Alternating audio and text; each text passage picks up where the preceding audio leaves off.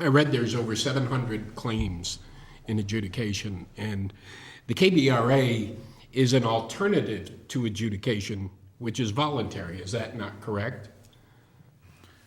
Yeah, I mean, I'll take that a stab at that. They're absolutely correct. I mean, if a party chooses to say no, I want to continue to pursue this adjudication path, they can do that. There's nothing. I mean, if in the project is different than off project. I mean, we deal with entities with irrigation districts, and they make some decisions, and they've made those decisions. Off project, I would let Becky address, but. Yeah, I mean, that, to me, Joe, one of the big things out there is the KBRA is going to take your rights or take your ability to do this or that. And, I mean, largely, if there's somebody out there who wants no part of it, they don't have to have any part of it. I mean, it's based on market-driven approach to demand reduction. It's not a permanent reduction, which is something we were desperately trying to avoid. It gives people options which they haven't had before. And I'll just say that historically, I mean, one of the big issues is we settled our adjudication contest with the Klamath tribes. This was a tremendous drain on the resources of project irrigators. And there's a lot of people that have issues with that we did something terrible. There's been thousands of settlements in the adjudication.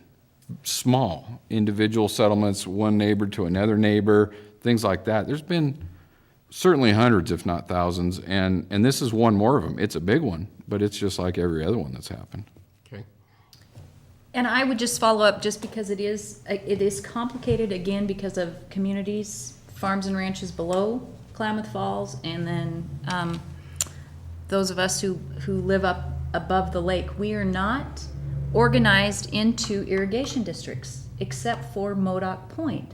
So we pride ourselves in the OFF project in being very independent, and we have a lot of different ways at looking at the world, and we also have a lot of choices in how we proceed.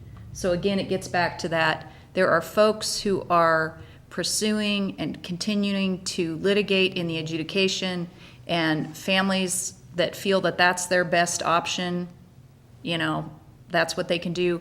Then there are others who, like our group, who've said way too much risk, way too much uncertainty, don't like some of the preliminary decisions that came out of Oregon Water Resources, don't think this will create a future for our children. So we say, no, we're going to go this way.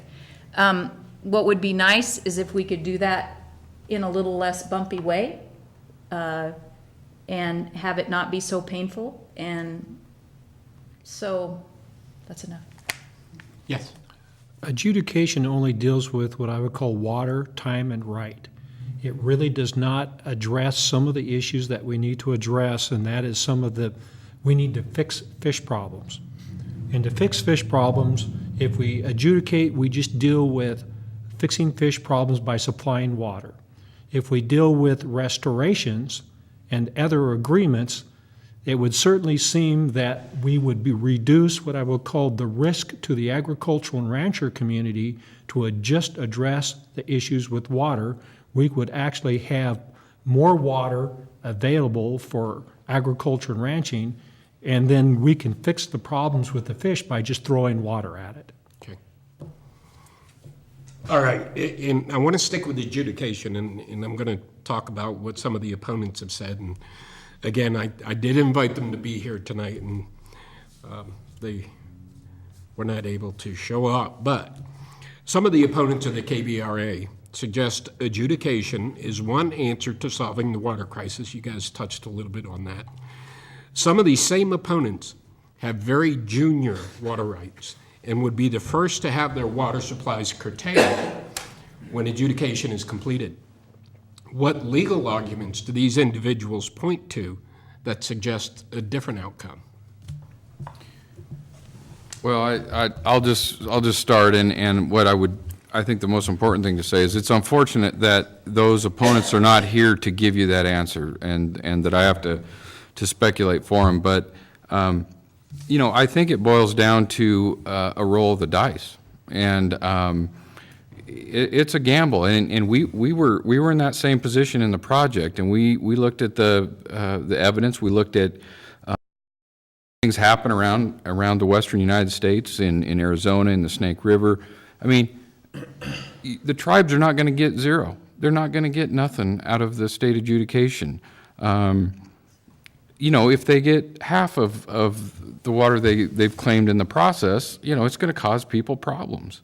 And so we said, you know, provided we can carve something out that works for us, we want to avoid that gamble.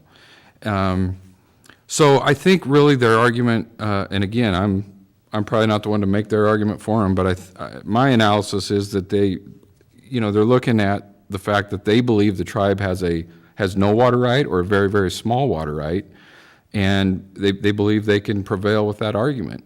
But if they don't, you know, a lot of good people could get hurt. Unless they sign on to the agreement. Am I right? That's right. I mean, that's what gives them an avenue and an opportunity. And it also goes back to what Steve said. That doesn't do anything with the endangered species issues. Right. It just deals with that one set of circumstances. Steve? Also understand, this process started almost 40 years ago, and we've been having the discussion. As long as there's contention, there's delay.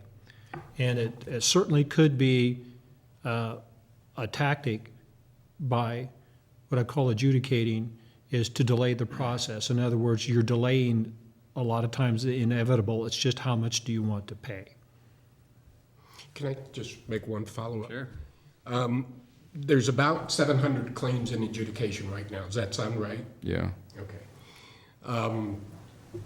Depending on how many of those that currently are in adjudication dismiss their cases and sign on to the agreement, is it probable that those that don't sign on to the agreement will have their cases heard sooner? They'll move closer to the front of the line?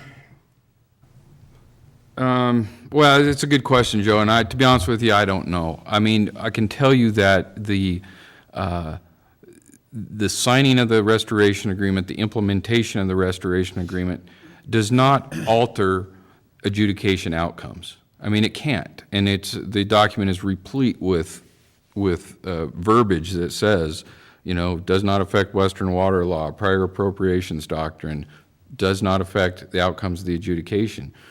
As far as the timing question, you know, certainly it will, if we're not spending weeks with the Klamath Project and the Klamath tribes arguing against each other, that's going to make things happen quicker on the other end. So, yeah, I mean, it can make it a little more efficient.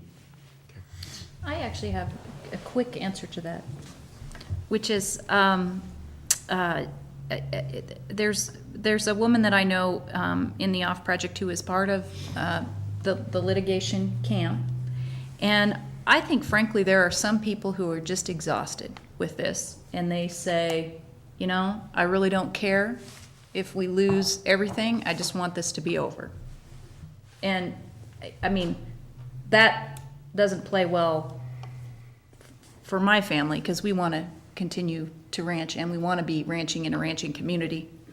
But that's out there, I think. And I think you cannot underestimate, when you had the question about what have we given up, partially we've given up our sanity. And I think for some folks, you know, there's good folks on all sides of these issues. And I think for some people, they've had it.